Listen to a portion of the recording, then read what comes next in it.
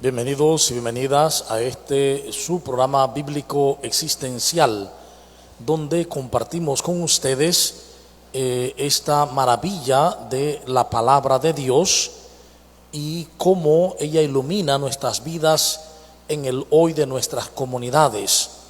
Estamos compartiendo esta epístola a los Colosenses hoy en el capítulo 3 y nos ponemos en manos de Dios para que el Espíritu Santo nos conduzca y podamos compartir estos textos de tal manera que nos ayuden a crecer como auténticos discípulos misioneros en salida y sinodales. Por Jesucristo nuestro Señor. Amén. Bien, vamos a ver el texto del capítulo 3 de la epístola o carta a los Colosenses. Así pues, si han resucitado con Cristo, busquen las cosas de arriba, donde está Cristo, sentado a la diestra de Dios. Aspiren a las cosas de arriba, no a las de la tierra, porque han muerto y su vida está oculta con Cristo en Dios. Cuando aparezca Cristo, vida suya, entonces también ustedes aparecerán gloriosos con Él. Por tanto, mortifiquen cuanto en ustedes es terreno: fornicación, impureza, pasiones, malos deseos y la codicia, que es una idolatría, todo lo cual atrae la ira de Dios sobre los rebeldes, y que también ustedes practicaron en otro tiempo cuando vivían de ese modo. Mas ahora desechen también ustedes todo esto: cólera, ira, maldad, maledicencia y obscenidades, lejos de su boca. No se mientan unos a otros, pues despojados del hombre viejo con sus obras, se han revestido del hombre nuevo, que se va renovando hasta alcanzar un conocimiento perfecto según la imagen de su Creador, donde no hay griego y judío, circuncisión e incircuncisión, bárbaro, incivilizado, esclavo, libre, sino que Cristo es todo en todos.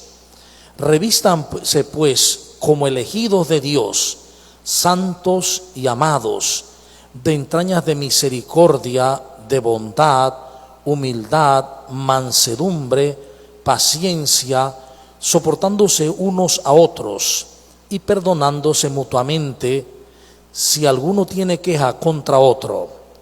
Como el Señor los perdonó, perdónense también ustedes, y por encima de todo, revístanse del amor, que es el broche de la perfección, y que la paz de Cristo reine en sus corazones, pues a ella han sido llamados formando un solo cuerpo, y sean agradecidos. La palabra de Cristo habita en ustedes con toda su riqueza. Instrúyanse y amonéstense con toda sabiduría, cantando a Dios de corazón y agradecidos salmos, himnos y cánticos inspirados. Todo cuanto hagan de palabra y obra, háganlo todo en el nombre del Señor Jesús, dando gracias a Dios Padre por medio de Él. Mujeres, sean sumisas a sus maridos, como conviene en el Señor. Maridos, amen a sus mujeres y no sean ásperos con ellas. Hijos, obedezcan en todo a sus padres, porque esto es grato a Dios en el Señor. Padres, no exasperen a sus hijos, no sea que se vuelvan tímidos. Esclavos, obedezcan en todo a sus amos en este mundo, no porque los ven como quien busca agradar a los hombres, sino con sencillez de corazón, temiendo al Señor.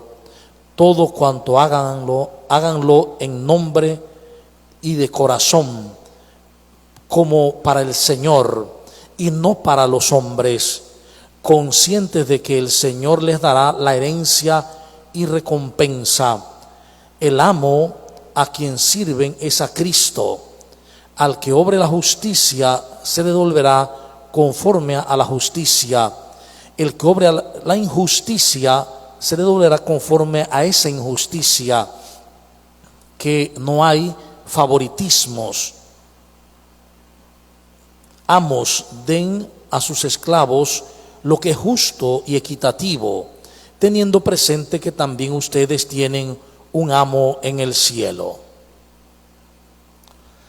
Bien, vamos a mirar paso a paso este texto del capítulo 3, recordando que esta carta se escribió entre el 62 y el 64 después de Cristo.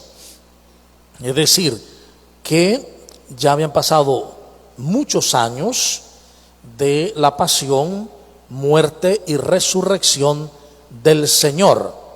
Ya van más o menos 30 años de vida comunitaria, de vida en comunidades, por lo cual ya ha aparecido una serie de problemas. Hemos visto los judaizantes, lo que hacen énfasis en la ley, lo que hacen énfasis en la circuncisión. Hemos visto a los gnósticos que hablan de un saber oculto de algunos, hablan de los que hacen o dan culto a los ángeles. Hoy vamos a ver un principio desde Cristo, que es la vida nueva de los creyentes, la vida nueva de los que han aceptado a Cristo Jesús. Entonces dice el versículo 1, así pues, si han resucitado con Cristo, busquen las cosas de arriba. Algunos textos van a decir, busquen las cosas del cielo. Entonces, ¿por qué? Porque cuando se habla del cielo o de arriba, se está hablando de Dios mismo. Porque la palabra cielo es una palabra sinónima. Recordemos que el nombre de Dios no se podía mencionar. Para nosotros decimos Dios, pero en el lenguaje hebreo y en el lenguaje de Jesús esa palabra no existe. Existe la palabra Yahweh, el tetragrama que no se mencionaba, porque de hecho, y también aquí quiero corregirme, no se decía Yahvé tampoco, ni Jehová, porque lo que se sabía era el tetragrama, las 4 letras, pero las vocales se perdieron en el exilio. Por lo tanto, hay cerca de 27 formas o 28 de conjugar letras y decir tantos nombres como las conjugaciones. Entonces es un nombre innombrable, no se puede decir el nombre. Entonces, pero desde la traducción griega, latina, entonces se habla de Dios, el reino de Dios, el reino de los cielos. Entonces la palabra cielos en los evangelios es equivalente a la palabra que no se puede mencionar, el nombre de Dios. Por eso cuando decimos, así pues, si han resucitado con Cristo, esta frase es importante. ¿Por qué? Porque cuando dice, así pues, si han resucitado con Cristo, lo que está diciendo es, así pues, si se han bautizado. Es decir, el bautismo para las primeras comunidades era efectivamente muerte y resurrección. Muerte al hombre viejo y resurrección al hombre nuevo. Por eso dice eso. Así pues, si han resucitado con Cristo, si han sido bautizados y dejaron el hombre viejo y buscan ahora el hombre nuevo, viven el hombre nuevo resucitado, es decir, han pasado del miedo, del desamor al amor. Si ustedes ahora son personas de amor, busquen las cosas de Dios, busquen las cosas de arriba, busquen las cosas del cielo, es decir, busquen las cosas del amor. Con Cristo, ¿sí? Con Cristo. Busquen las cosas de arriba, donde está Cristo sentado a la diestra de Dios. Entonces, aquí hay que entender algo. Estas palabras son metafóricas. No es que Dios está sentado en un trono y Cristo está sentado en otro trono. Eso es metafórico, porque Dios es espíritu y Jesús resucitó de una manera espiritual. No es la materia como la que tenemos nosotros aquí. Eso lo vimos cuando vemos los textos del Evangelio, que atravesaba paredes, que no sé cuánto, porque es para decir que no era una materia como la de aquí, del espacio-tiempo, algo mucho más sutil. Entonces, el decir que está a la derecha significa que está en el lado de la bondad de Dios, en lo bondadoso de Dios. Esto responde a una cosmogonía y una forma teológica que se creía que Dios hacía todo lo bueno con la derecha y todos los males con la izquierda. Porque en el principio bíblico, sobre todo en los primeros siglos donde se escribe, Dios es el que crea lo bueno y lo malo, el que hace el mal y el bien, el que construye y destruye. Así lo creyeron. Entonces eso marcó el ámbito humano, y desde siempre lo derecho es lo bueno y lo izquierdo el malo. Tanto así que hasta hace muy poco tiempo, en décadas, todavía mucha gente, cuando le nacía un hijo zurdo, eso era una vergüenza. De todas maneras lo hacían escribir con la derecha, porque la izquierda era mala, la derecha es la buena. Entonces es una forma de creencia. Entonces lo que quiere decir es que Jesús está con Dios, que Jesús está en Dios. Pero miren, aspiren, dice el versículo 2, a las cosas de arriba, no a las de la tierra. Aspiren, deseen. ¿Por qué razón? Porque recordemos que las cosas de la tierra, ya Pablo lo ha aclarado en todas las cartas anteriores, las cosas de la tierra son perecederas.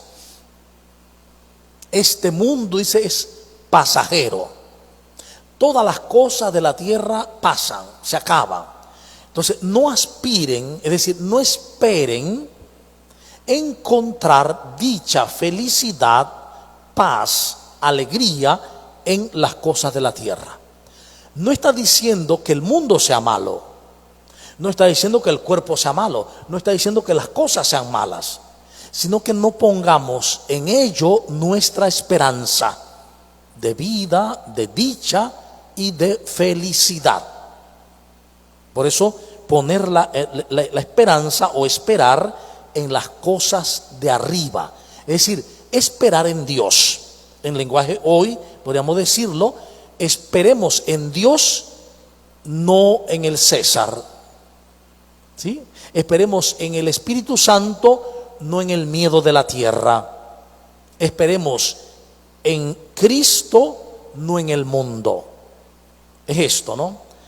¿Qué más dice? Dice, porque han muerto y su vida está oculta con Cristo en Dios. Y aquí empieza a mostrarnos algo que es fundamental para nuestra fe y la fe de las comunidades. ¿Por qué? Porque requerimos creerlo. Dice, ustedes han muerto. ¿A qué morimos? Al desamor. Han muerto al desamor. Y dice, por lo tanto, versículo 3, y su vida está escondida con Cristo en Dios. Es decir, en este momento, ¿dónde estamos realmente? No ilusoriamente. Los sentidos nos dicen que estamos aquí, en un aula, o que estamos allá detrás de las cámaras, detrás de una tablet, detrás de una computadora o de un móvil, ¿no? Pero ¿dónde realmente estamos? ¿Dónde está nuestra vida? La pregunta es, ¿el cuerpo es nuestra vida? ¿El cuerpo es nuestra vida? ¿La materia es el fundamento de la vida? No, no es nuestra vida. ¿Ve? El cuerpo está contenido en la vida. Entonces, cuando dice, nuestra vida está escondida con Cristo, es decir, nosotros realmente participamos de Cristo, le pertenecemos a Cristo, le pertenecemos a Cristo. Y dice, esa vida está oculta con Cristo en Dios. Es decir, ¿dónde estamos siempre? Ocultos con Cristo en Dios. Siempre estamos dentro de Dios. Nunca estamos fuera de Dios. Siempre estamos escondidos con Cristo en Dios.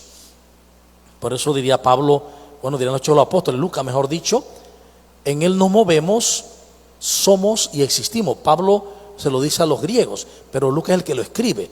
En Él nos movemos, somos y existimos. Hechos 17:28. Es la conciencia de que toda nuestra vida acontece dentro de Él, acontece dentro de Dios. Dios nos rodea, Dios nos penetra, Dios nos llena totalmente. Entonces, en una comunidad de hoy, que vayamos concienciándonos de esto, todo cambiará. Si estamos escondidos con Cristo en Dios, quiere decir que todos somos parte real. En los cursos pasados, somos parte real del cuerpo de Cristo. Y que odiar al otro, juzgar al otro, es odiarme y juzgarme a mí mismo. Y es lo que va a decir al final de la carta, ¿no? Y al final de este capítulo también. Y dice entonces, porque han muerto y su vida está escondida con Cristo en Dios. Esto debe ser motivo de alegría, de felicidad. Para entenderlo sería como cuando uno está en su casa, se recuesta a dormir y de pronto empieza a soñar que está en la jungla, que lo va correteando un león, y de pronto te despiertas. Dices, no, pero si estaba en la casa, solo que estaba dormido, y dormido creía que me estaba correteando un león en un sueño. Algo semejante.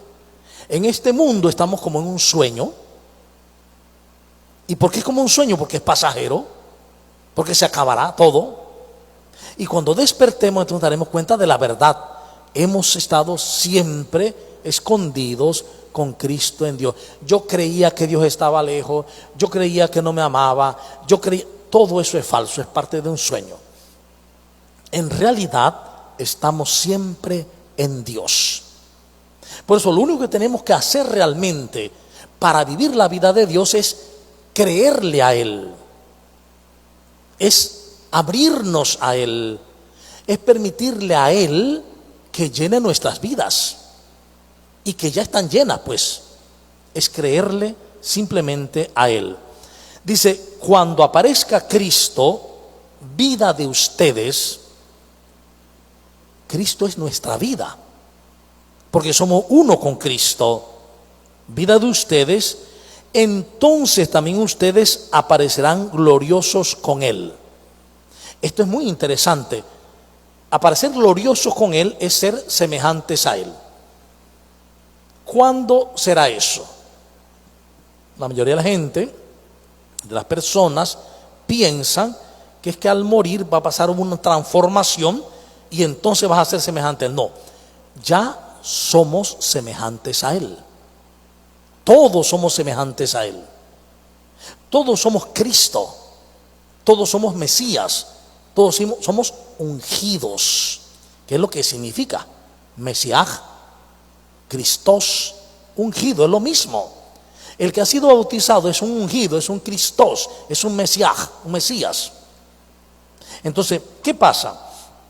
Dice el texto, cuando aparezca Cristo, es decir, cuando me dé cuenta de la verdad de Cristo. Cuando aparezca Cristo es cuando se logre ver. ¿Cuándo lo logro ver? En mí.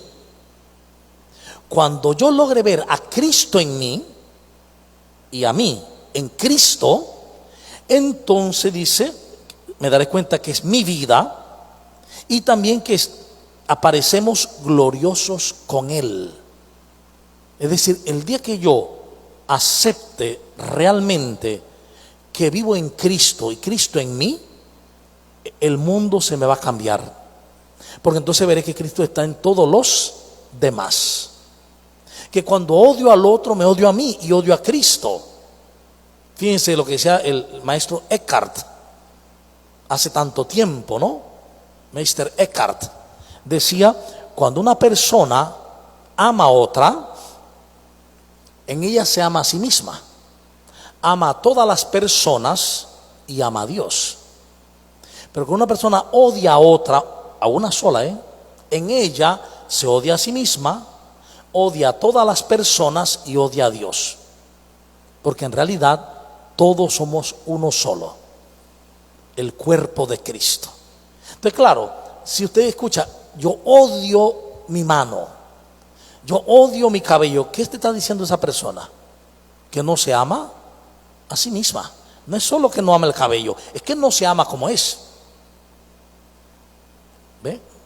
Igual con los otros. Cuando yo odio a alguien, cuando no amo a alguien, es que no me estoy amando a mí mismo. Es que no sé, no estoy entendiendo la verdad, que el otro es uno conmigo. Y no solo eso, dice, por tanto, mortifiquen. Aquí podemos entender mal eso, porque en el texto original dice, por tanto, den muerte. No es mortificarse con látigo y aguantando hambre, no es eso. Den muerte a cuanto en ustedes es terreno. O sea, den muerte en ustedes a cuanto no es amoroso. Cuando se habla de terreno es que no es amoroso, que no es amor. Y entonces vamos a entender lo que dice a continuación, la lista que va a recomendar. Dice aquí la traducción fornicación. Recuerden que es una traducción un poco libre, sí, más o menos aceptable, sí, pero que la palabra original es porneia, y que es una palabra muy amplia. Porneia significa todo acto que tiene que ver con lo sexual que se realiza fuera de la ley. Pero hay que entender la ley en el sentido verdadero, el amor de Dios. Todo acto sexual fuera del amor. Por eso la porneia, que traduce como fornicación, no solamente se da como se creía entre una pareja de jóvenes que no se han casado por la iglesia o de adultos, sino incluso en un matrimonio que se ha casado en la iglesia, pero que no viven la vida, la actividad sexual por amor. La viven por compromiso, porque hay que hacerlo, porque se debe, etcétera, etcétera, etcétera. ¿Ve? Cuando se trata mal a la persona y solo se utiliza porneia. Entonces dice, porneia, pasiones, malos deseos y la codicia, que es una idolatría. La codicia, que es más común de lo que uno cree, la codicia por el dinero, por el tener, por el lograr. Esa codicia es una idolatría, porque lo que estoy haciendo es entregando la confianza que debo tener en Dios, de mi vida, de mi felicidad, al dinero. Entonces creo que el dinero me va a hacer feliz, que el dinero me va a resolver, que el dinero me va a dar paz. Entonces se vuelve idolatría. Ojo, el dinero es neutro, como todo lo de este mundo es neutro. Se convierte en algo, podríamos decir, negativo, es desde mi intención. Cuando cambio mi amor a Dios, mi esperanza en Dios, por cualquier cosa, entonces eso lo hace malo. No es que el sexo sea malo, sino que el sexo sin amor es destructivo. Siempre ha sido y siempre lo será. Todo lo cual, dice, atrae la ira de Dios sobre los rebeldes. Este versículo es interesante porque el versículo 6, todo lo cual atrae la ira de Dios sobre los rebeldes. Hay que ponernos en el tiempo. En aquel tiempo se pensaba, como mucha gente piensa, que Dios se pone contento y Dios se ira. Dios se pone alegre y se enfurece. Incluso algunos para decir, bueno, es que como la Biblia lo dice, es una santa ira, es una santa rabia. No, hay que entender el sentido antropomórfico de los textos. La palabra ira, evidentemente no se puede borrar de la Biblia, está ahí. Ahí es que entender el sentido de esa ira. Aparece más de 200 veces en la Biblia la palabra ira. Más de 200 veces. Entonces, ¿qué hay que entender? ¿Qué veían ellos para decir la ira? Alguien hizo algo y luego vivió una consecuencia. Alguien hizo algo y de pronto vieron que le pasó algo. Entonces, la ira de Dios ha caído sobre él. Alguien se enfermó, alguien le pasó otra cosa y veían como la ira de Dios. Pero en realidad, cuando se habla de la ira de Dios, hay que de inmediato pensar en las consecuencias de los actos. Dios no es un Dios iracundo. De hecho, si usted recuerda, los pecados capitales son ¿cuántos? 7. ¿Y cuáles son? Soberbia, ira, lujuria, avaricia, gula, envidia y pereza. El segundo pecado capital es la ira. Entonces Dios no puede hacer algo que nos llama a nosotros no hacer. Dios es el mejor maestro. Nunca nos va a decir a nosotros que hagamos algo que Él no hace, o que hagamos algo que no hagamos algo que Él sí hace. Entonces, cuando entendemos el texto ira de inmediato sobre los rebeldes, hay que entender la consecuencia que viene sobre los rebeldes. Lo que en su momento el Papa Emérito Benedicto XVI, cuando Peter Sigwald le entrevista, y luego se vuelve un libro esta entrevista, Dios y el mundo, está gratis en internet, le pregunta: ¿y usted, cardenal Ratzinger, era cardenal cuando eso, qué nos puede decir del castigo de Dios, que está unido a la ira de Dios?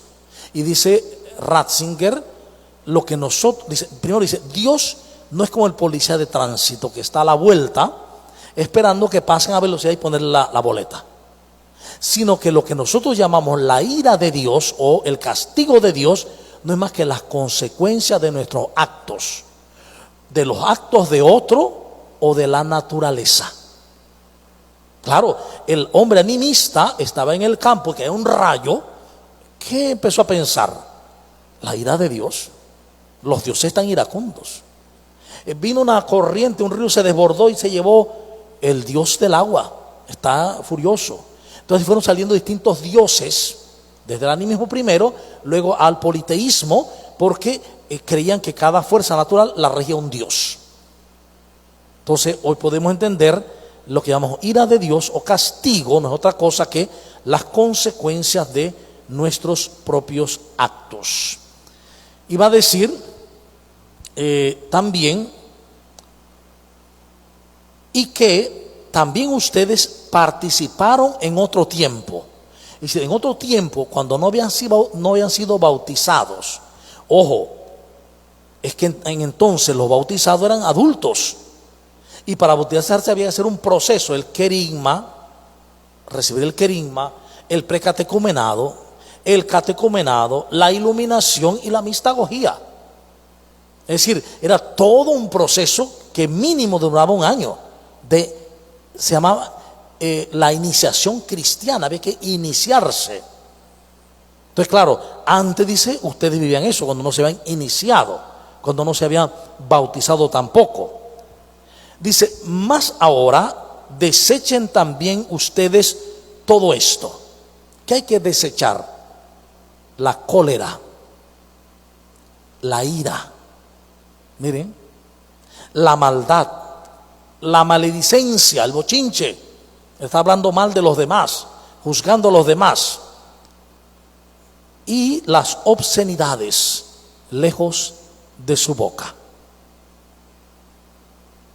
A veces se nos puede hacer común todo esto. Eso es común. Bueno, la cólera, la ira, la maldad. Bueno, unas cosas malas de vez en cuando no está mal, ¿no? La maledicencia, solo hablé un parcito de cosas de los demás. Las obscenidades, que eso todo el mundo la dice. Pero, ¿por qué dice esto Pablo? Porque el cristiano, en la forma de actuar y de hablar, palabras y obras, ha de reproducir a Jesús el Cristo. Es decir, lo que es la cabeza debe vivirlo el cuerpo, y nosotros somos parte de ese cuerpo. Por eso es que se recomienda esto. No es por moralismo, fíjense, es por coherencia de una vida en el amor. de una vida en la compasión. Es coherencia. Una comunidad que ha asumido la vida en Cristo, que se sabe de Cristo, entonces huye, se aleja de la cólera, de la ira, de la maldad, de la maledicencia, del juicio, de las obscenidades. Además dice, no se mientan unos a otros. No se mientan unos a otros. Pues despojados del hombre viejo, que sí estaba en el error, con sus obras, se han revestido del hombre nuevo, que se va renovando hasta alcanzar el conocimiento perfecto según la imagen de su Creador. Entonces, ¿qué está diciéndonos? Mire, dice, el hombre nuevo, el bautizado, el que murió al hombre viejo, de inmediato en el bautismo resucitó con Cristo. Es como, para entender en el lenguaje nuestro, es que místicamente ya somos iguales a Cristo. Pero en el plano terreno, paulatinamente, en la medida que creamos lo místico, que creamos en eso, paulatinamente lo terreno irá muriendo para vivir los valores de Cristo. Es decir, de inmediato se nos descubre quiénes somos. Somos hijos de Dios, somos luz. Pero en la medida en que vamos creyéndolo y asumiéndole, nuestra vida terrena se va desarrollando. Y cada vez vamos muriendo más y más al hombre viejo que renunciamos y viviendo más como el hombre nuevo del amor, de la alegría, de la justicia y de la paz. Entonces, dice, se han revestido del hombre nuevo, que se va renovando hasta alcanzar un conocimiento perfecto, según la imagen de su Creador. Es decir, ¿cuál debe ser nuestro anhelo, nuestro deseo? Ir adquiriendo un conocimiento perfecto que nos lleve a vivir como imagen de nuestro Creador. Imagen del Creador. Y esa imagen del Creador significa amor, compasión, ternura, bondad, misericordia, etc. Es más, dice, donde no hay griego y judío, circuncisión e incircuncisión, bárbaro o civilizado, esclavo o libre, sino que Cristo es todo en todos. Es decir, todos somos uno solo. No hay bárbaro ni civilizado, no hay griego y judío, sino que todos somos uno en Cristo. Cristo es todo en todos. Este es un conocimiento maravilloso, que nos demos cuenta que Cristo es todo en todos.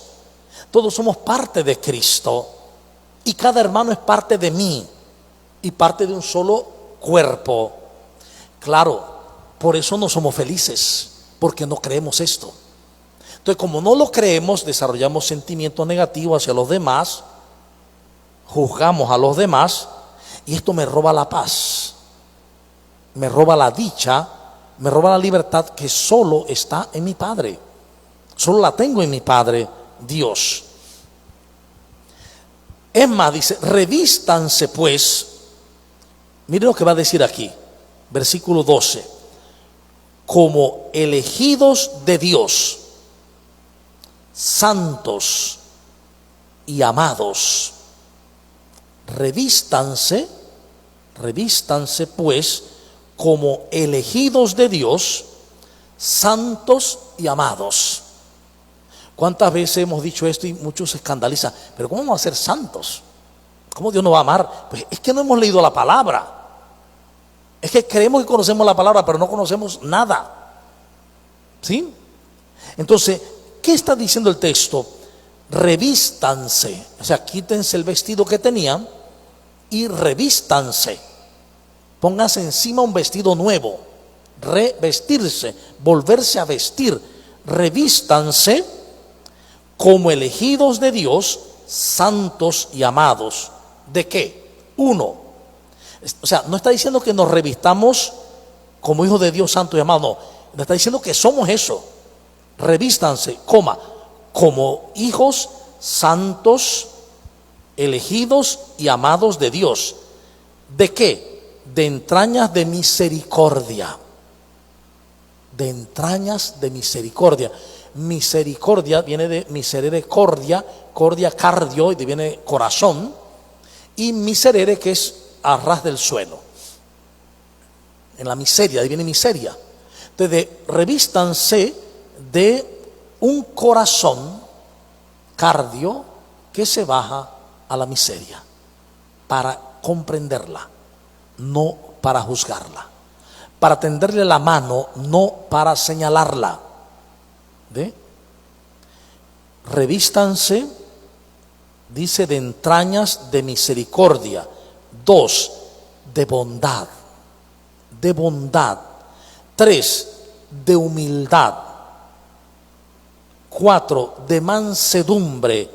5, de paciencia, soportándose unos a otros y perdonándose mutuamente si alguno tiene queja contra otro. Mire cómo vive la comunidad.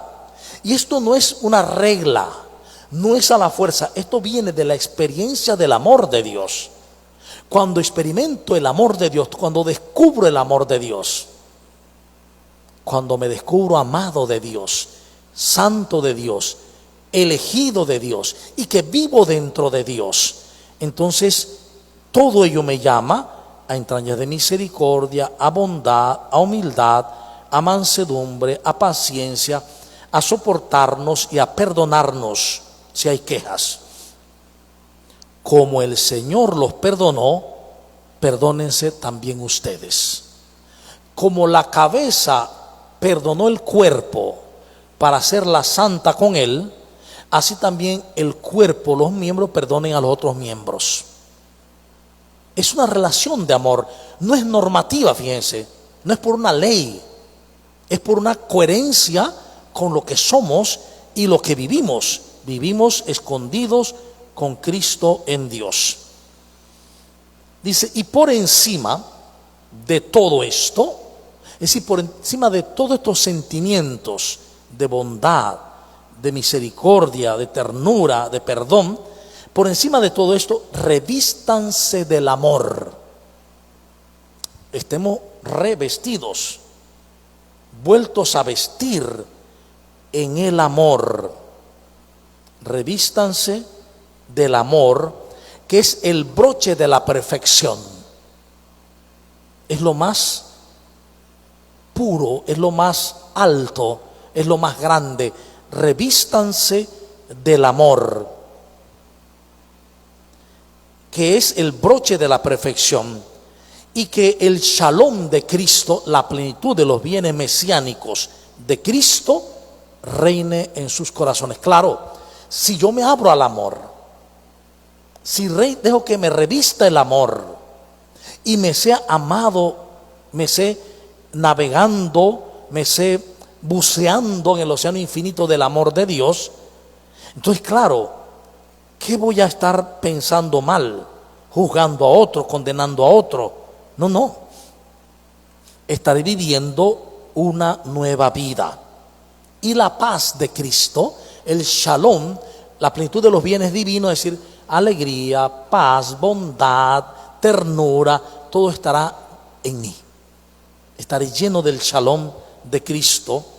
Dice, reine en nuestros corazones, en sus corazones, pues a ella han sido llamados formando un solo cuerpo. Miren esto que es importante. ¿A qué hemos sido llamados al final? A la paz de Dios. Hemos sido llamados a la paz de Dios. Y mire cómo lo presenta.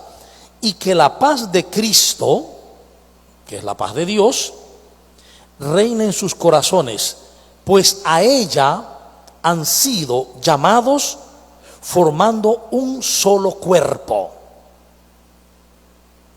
Estamos llamados a vivir como un solo cuerpo en la paz de Cristo, porque a ello hemos sido llamados. Por esa razón, es importante entender que todos los personajes de la Escritura y toda la Escritura es lo que tenemos que vivir. Nuestra misión en este mundo es cumplir las Escrituras. Eso que Jesús dijo, hoy se ha cumplido, o en mí se cumplirán, o para que se cumpla la Escritura, eso es lo que todos debemos decir y todos debemos entender. Estoy aquí para cumplir las Escrituras hasta llegar a Jesús, hasta vivir reproduciendo su imagen. La Escritura, la palabra, es para ir avanzando, viviéndola y atravesándola. Todos atravesamos los distintos momentos, las ideas erróneas sobre Dios, la idolatría, la guerra, ¿ve? Los personajes, todos los vivimos. Tú eres Abraham, tú eres Jacob, tú eres José, tú eres María, tú eres Jesús. Todos somos ellos, o ellos somos todos. Y hemos de vivir su experiencia, que la Escritura se cumpla en nosotros. Entonces, cuando uno dice, bueno, ¿y para qué estoy aquí? Para cumplir las Escrituras. Y ese cumplir se resume en que la paz de Cristo reine en sus corazones, pues a ella han sido llamados formando un solo cuerpo, y sean agradecidos. Dice, el cristiano es alguien que vive continuamente dando gracias por todo, agradecido, porque sabe que todo lo que está viviendo, si lo sabe ver, es para crecer, aún lo muy negativo que pase. Por eso es que dice Pablo, para los que aman al Señor, todas las cosas le vienen a bien. Entonces, en vez de quejarnos por esto y por lo otro y por lo otro, cuando me estoy quejando, estoy perdiendo el momento para ser agradecido. Y decir, gracias por ese personaje que me rechina y me hace sentir tan mal, porque en realidad me está reflejando a mí mismo. Me está haciendo ver lo que llevo por dentro oculto, guardado, y que conscientemente no lo veo, sino desde el inconsciente el Espíritu Santo lo revela, reflejándolo para que yo lo vea, y viéndolo lo perdone, y al perdonarlo me perdono, al curarlo me curo. Perdona nuestras ofensas como nosotros perdonamos a los que nos ofenden, que en realidad es perdona nuestros errores, según depende de quién lo escriba, ¿no? Si es Mateo es las deudas, si es Lucas es las ofensas. Perdona nuestros errores como nosotros perdonamos el error del otro. Al perdonarle el error del otro que yo estoy viendo y juzgando, entonces me perdono a mí mismo también a la vez. Por eso vivan continuamente agradecidos. Para entenderlo, es como si tenemos algo en el brazo, algo que nos pique, y viene otro y nos los aprieta y nos duele, pero de pronto salió y tenías ahí algo que había que sacar. Tenías una espina y vino uno con una aguja y te sacó y te dolió, pero ese que te dolió te sacó la espina y entonces te curaste. Y hay un montón de espinas por dentro que son obstáculos a la presencia del amor, son obstáculos que no nos dejan creer que soy amado, elegido, consagrado y santo. Esos obstáculos que yo tengo que no me dejan ver eso, los reflejo afuera, en quien me cae mal, en quien no me gusta, en quien me hace la vida de cuadrito, etcétera, etcétera. Entonces, vivan siempre agradecidos. La palabra de Cristo habita en ustedes con toda su riqueza. Es decir, por eso es que tenemos que vivir, o sea, nuestro camino es vivir la palabra, cumplir la palabra de Dios. Ahí lo dice, la palabra de Cristo habita en ustedes con toda su riqueza. Instrúyanse y amonéstense con toda sabiduría. Hay que instruirse. Hay que instruirse en los caminos de la fe. Hay que instruirse, porque yo no puedo vivir conscientemente cada personaje si no me instruyo. Si no me instruyo no veo nada. Y puedo ir toda una vida a la iglesia, puedo ir toda la vida a la Eucaristía, pero lo que pasa es que no basta. Recordemos que la vida del misterio son tres partes: lo que creo, lex credendi, el misterio; lo que celebro, lex orandi, la Eucaristía; y lo que vivo, lex vivendi. En esta lex vivendi, en la vida, yo debo instruirme en la palabra. Si mi función en este mundo es cumplir la palabra, pero no sé cuál es la palabra. Si mi función es cumplir la palabra, pero no conozco la palabra, o la conozco a medias, o la conozco mal interpretada, entonces no voy a cumplir la palabra. Claro, por eso vemos una persona que tuvo toda una vida en la comunidad, en la iglesia, en la asamblea, toda la vida en un grupo, en una pastoral, 30 años de servicio en una pastoral, y sale igualita. Cuando deja la pastoral, odiando, juzgando, herida, condenando, porque no hizo el proceso auténtico. No hizo un proceso de descubrimiento de la palabra para que la palabra de Cristo habite en mí. No me he vuelto un evangelio viviente. El fin es llegar a ser un evangelio viviente. Además dice, cantando a Dios, cantando de alegría, de todo corazón, agradecidos, salmos, himnos y cánticos inspirados. Cuando uno canta un salmo, no es una mera, de pronto, rúbrica de la iglesia, no es un mero formalismo de la liturgia, sino que la oportunidad de cantar ante la palabra que he recibido, primera, ante la comunidad donde está Cristo, el cuerpo nuestro. Entonces cantamos de alegría, respondemos con alegría con el canto del salmo, cantando salmos, cánticos inspirados, todo cuanto hagan de palabra o de obra, como Jesús, ¿no? Palabra y obra, háganlo todo en el nombre del Señor Jesús. Esto es interesantísimo porque la gente ha entendido, la mayoría, hacer todo de palabra obra es hacerlo en nombre de Jesús. Entonces, salgo de mi casa en nombre de Jesús. Voy a hacer esto en nombre de Dios. No es eso. Está muy lejos de ser eso. Cuando se dice en nombre de, la mentalidad hebrea significa como. Como.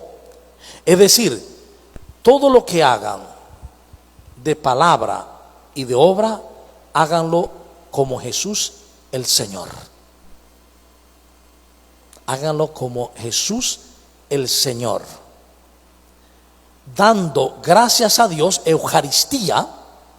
Entonces ahí está por qué la Eucaristía. Dando gracias a Dios Padre por medio de Él. Por medio de Jesús, Eucaristía. Entonces, todo lo quiero hacer en la vida. Quiero vivirlo como Jesús mismo, de palabra y de obra. Entonces, cuando voy a la Eucaristía, celebro el misterio que creo. Pero estoy también celebrando la vida que se invita a vivir, la misma de Jesús. Y entonces luego todo sube al misterio. Eso es lo que se llama aperinaz. A patrem per Christum en Espíritu Santo ad patrem.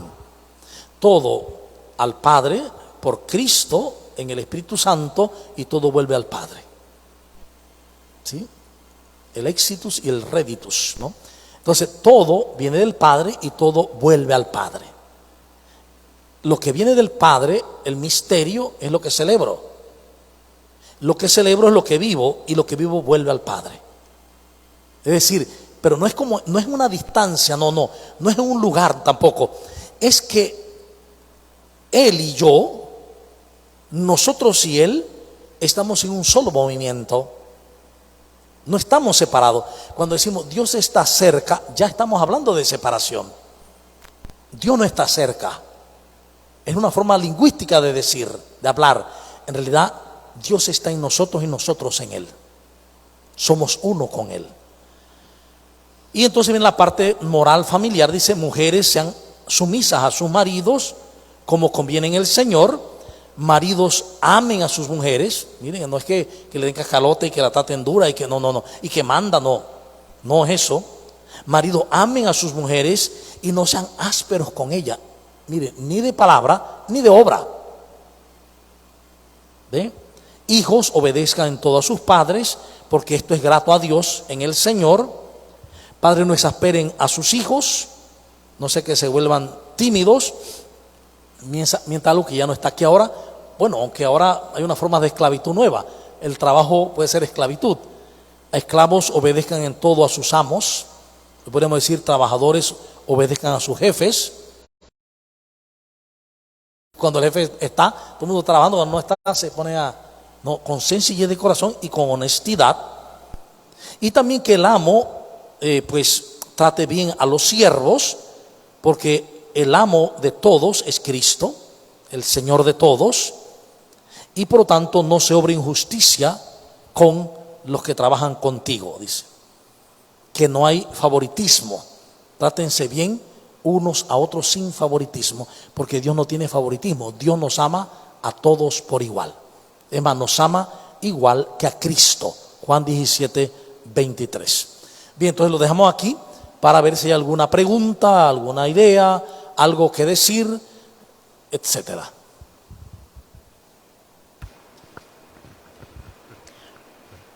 Buenas noches, padre. Bueno, allí yo estaba, cuando estaba escuchando lo que usted decía con relación a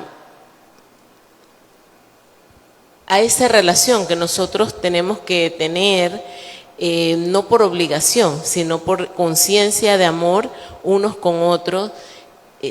Digo yo, wow, es tan maravilloso, de verdad, lo hemos escuchado muchas veces, pero poder experimentarlo, poderlo sentir, es algo tan lindo, porque tú puedes entonces entender en un momento dado esas diferencias de crecimiento que tenemos y ver cómo también vamos evolucionando, se nos van, como quien dice, abriendo los ojos, y también puede entender entonces el proceso propio y el proceso de los hermanos, sin juzgar nada, sin creernos que estamos por encima o sentirnos que estamos por debajo unos de otros, sino saber que somos parte de un cuerpo, simple y sencillamente como en diferentes procesos de despertar. Entonces es tan maravilloso, y podemos también entender cuando de repente no somos aceptados, cuando no somos queridos, y poder entender y no juzgar nada. Entonces es algo muy hermoso, y para poder anunciarlo también a los demás, ¿no? Para poder sentirlo y poder anunciarlo a otros. Siento que hay un trabajo, pero un trabajo que no depende tanto de nosotros, sino es poder tener esa apertura al Espíritu Santo, porque el Señor siempre es el que nos llama, siempre es el que con hilos de ternura nos está llevando hacia Él. Entonces es simple y sencillamente nada más estar dispuesto, siento yo, a decir sí, como María, pues aquí estoy para hacer tu voluntad. Sí, el único trabajo nuestro es el de elegir. Lo demás lo hace el Espíritu Santo. Te recuerdo que hace algún tiempo, ya hace varios años, escribí al Panorama Católico un artículo donde decía que el cuerpo de Cristo, que es la novia, engalanada, enjollada, hoy es una arrastrada, herida y sangrante, y que está así porque ella misma se ha golpeado, se ha dado de puños, de cabezazos, y si alguien ve a alguien dándose de puños, de cabezazos, dice, este está loco, este perdió la razón, ¿sí o no? Usted ve a una persona por la calle dándose con una pared y pegándose a sí mismo, está loco. Pues en la iglesia, en las comunidades vivimos esa locura. Estamos peleándonos, pegándonos uno a otro, porque es el mismo cuerpo. Te pego a ti, te juzgo, pero es a mí mismo, es el mismo cuerpo. Y todo por una sencilla razón, porque no nos creemos que somos un solo cuerpo. No nos creemos que en realidad todos somos uno. Buenas noches. Interesantísimo esa parte, porque es una realidad. No creemos que somos un solo cuerpo, y la importancia que tiene ese cuerpo. A mí de todo me llama la atención el tema de que estamos llamados a hacer la paz, a vivir, que esto es lo que quiere Dios, ¿no? La paz. Y yo veo cómo en ese sentido nos falta mucho. Porque, por ejemplo, yo estoy acostumbrada a que cuando yo doy la paz de Cristo. Yo no doy la paz así, porque no es mi paz, no la tengo. no puedo dar algo de lo que no tengo. Entonces es interesantísimo este tema, este punto, porque yo creo que valdría la pena llevar esto al punto de que la gente pueda entender la gracia y la importancia de esto de la paz. Porque si a eso nos está llamando Cristo, a que nosotros vivamos en paz, que seamos producto de la paz, que esto sea, que yo no me llame Tamara, sino que me llame Paz, ¿no? Si a esto es realmente lo que estoy llamado, vale la pena pues hacer ese ejercicio. Gracias, lo que pasa es que tenemos que entender algo y creerlo.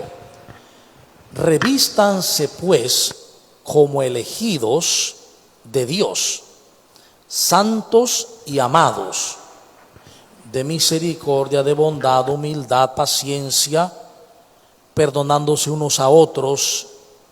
Dice, como el Señor los perdonó a ustedes. Y por encima de todo esto, revístanse del amor, que es el broche de la perfección. Y que la paz de Cristo reine en sus corazones, pues a esto han sido llamados. A todo lo anterior y a que esta paz, que sobrepasa todo entendimiento, reine en nuestros corazones. Claro, la paz es reflejo del amor. A ver, ¿alguien más? Buenas noches a todos. Gracias, Padre, por la formación que nos da cada martes, que nos ayuda a encontrarnos con Dios en la palabra. Este versículo del 12, que me llamó mucho la atención, que dice así como elegidos de Dios, santos y amados, revestidos de entrañas, de misericordia, de bondad, humildad, mansedumbre y paciencia. Reflexionando sobre esto y escuchando su explicación para nosotros, que la tarea no es que es tan difícil realmente, porque ya aquí está la respuesta. Realmente la respuesta está aquí, revestidos de entrañas de misericordia. Así que nuestra tarea es practicar la misericordia, la bondad, humildad, mansedumbre y paciencia. Si realmente no tenemos que buscar tareas específicas o ciertos tipos de actividades para sentir que estoy haciendo el camino. El camino comienza desde aquí, desde esta profundización. Y pues es importante porque nos lleva a todos nosotros, como dice aquí, soportados unos a otros. Yo siempre escucho esta palabra soportados porque es algo como terrible. Mira lo que dice. Terrible. Sopórtense unos a otros y perdónense mutuamente. Sí, así es. Pero quería parar en la de soportarnos, porque nosotros con el ego generalmente nos detenemos en este aspecto negativo de nuestras vidas. Entonces, cuando vemos como lo negativo de que al otro tengo que soportarlo, suena una carga pesada. Hay que entender en qué sentido hay que soportarlo. Exacto. ¿Qué significa? El hombre que vive el amor, la mujer que vive el amor, soporta al otro desde el amor. Si no es en el amor, entonces es una carga pesada. Exacto. Exacto. Entonces, me gustó esto porque digo, bueno, es importante entender esto de soportarse, no como un aspecto vacío, vano, o como un tipo de competitividad, porque entonces caemos en la dualidad. Sino esto, y como dice aquí, perdónanos mutuamente. Si alguno tiene queja contra el otro, como el Señor os perdonó, perdonaos también vosotros. O sea, está claro, y era lo que quería compartir, que realmente no es mirar aquellas cosas que, como dice acá en el texto, en la parte superior, de todas estas cosas que fornicación, impureza, pasión, es decir, estar siempre pendientes más en nuestra vida, en estos aspectos que realmente nos hacen crecer. Es decir, que todo lo hagamos desde el amor y en el amor. ¿Sí? Es decir, si lo hacemos en el amor y desde el amor, estamos haciéndolo en nombre del Señor, como Jesús mismo. Sí, en síntesis todo lo expuesto aquí, yo me identifico con el significativo llamado que nos enfatiza el escritor de la carta de los Colosenses, específicamente capítulo 3, pues del versículo 5 al 25, en paralelo con la carta anterior dirigida a los Efesios, todo el capítulo 5 y 6 desde el 1 al 9. Observo que son paralelos en cuanto a los deberes familiares y sociales, asumirlos como un código de vida en la praxis de la vida cristiana y que además son como claves para la auténtica comunión y sinodalidad fraterna, de acuerdo pues con los criterios del proyecto diocesano de renovación y evangelización. Esto pues lo traigo yo hacia mí, porque digo, pues se nos explican cosas, se nos enseñan, y yo agradezco mucho, pero yo traigo todo hacia mí. ¿Qué me funciona eso? Muy bien, este capítulo 3, y de hecho toda la carta, es digno de un retiro. Hacer un retiro con el capítulo 3, un retiro donde, por ejemplo, para 5 días, un solo capítulo. ¿Por qué razón? Porque lo que has dicho, bueno, del 1 al versículo 9, 8, está más o menos dicho igual en Efesios. Del 9 al 11 también está en Efesios 4, 1, 32 y así. La carta a los Efesios es muy parecida a los Colosenses. Padre, siempre se nos habla del amor, que vivamos el amor, que tratemos a los demás desde el amor. Padre, ¿qué es el amor? Muy bien, muy buena pregunta. Miren que ni Jesús la respondió, ¿eh? ¿No? No, Jesús no respondió que era el amor, sino cómo se muestra el amor. ¿Por qué no se puede responder? Porque el amor es Dios en su totalidad y el amor somos nosotros, porque somos extensión de Dios. Entonces no se puede definir lo que es infinito. Nosotros participamos de esa infinitud con Dios. Entonces no se puede definir. Lo que sí podemos decir es qué es lo que hay que vivir. Entonces vamos a 1 Corintios 13.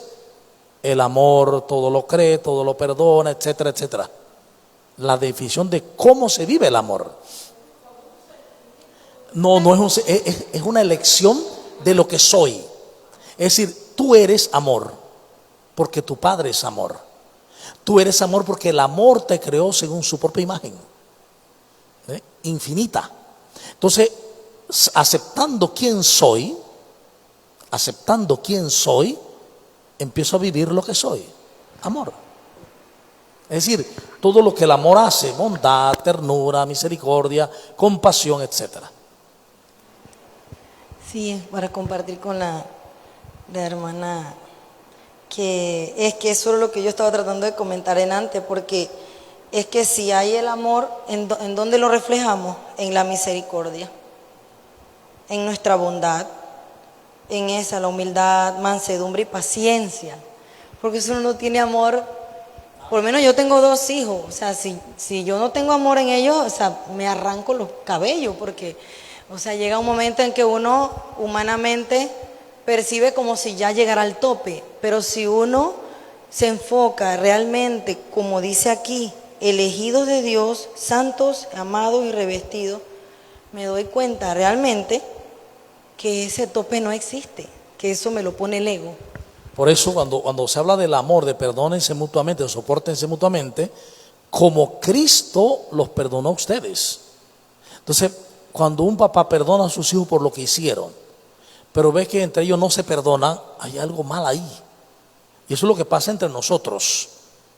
O sea, no nos perdonamos porque no hemos comprendido o no creemos que realmente Dios nos perdonó en Cristo y que nos ha resucitado en Cristo y que nos ha redimido en Cristo ya y que somos elegidos, consagrados y amados y santos. Y esto lo dice la palabra. Buenas noches. Entiendo yo que Dios es amor, Dios lo es todo. Dios da, para mí el amor es Dios, porque Dios es misericordia, Dios es integridad, Dios es todo. Entonces, si yo tengo a Dios, es la mejor de decir qué es el amor. Dios, para mí es eso. Claro, y no es solo si tienes a Dios, sino que eres parte de Dios. Nadie puede tener o no tener a Dios. Todos somos parte de Dios. Escuché hace tiempo que se dice que el amor no es una elección, es una decisión. Y cuando entiendes amar, es seguir, soportar uno al otro. Claro, el amor no viene porque, es que esos son amores humanos, los otros. El eros, de pronto el estergo, el filio, son amores humanos. El eros de pareja, el estergo de amigos, el filio de hermandades, de familia. Pero ese amor, el ágape, agapán, es el de Dios. Y es el que comparto con Él por ser imagen suya. Padre, entonces podríamos gráficamente describir el amor como un árbol, donde cada rama, la misericordia, la bondad, la ternura, son ramas de ese árbol. Podríamos decir, para hacer una gráfica, que el tronco visible del amor es la misericordia, la compasión. Y de ahí viene todo lo demás. Muy bien, entonces culminamos, llegamos al final de este momento de estudio de esta carta a los Colosenses, y todo lo que hemos dicho es para vivirlo en la comunidad, para renovar nuestras comunidades. Te damos gracias, Señor, por tu palabra, por tu revelación, porque nos dice que somos elegidos, amados y santos, y nos llamas a vivir revestidos del amor de Cristo, en misericordia, en ternura. Que esta palabra la podamos vivir en verdad unos con otros, para así glorificarte, para así manifestarte, para mostrar tu rostro invisible en nuestro rostro visible. Por Jesucristo nuestro Señor. Amén. En el nombre del Padre y del Espíritu Santo. Muchas gracias por la participación y les invitamos a el próximo programa el próximo martes.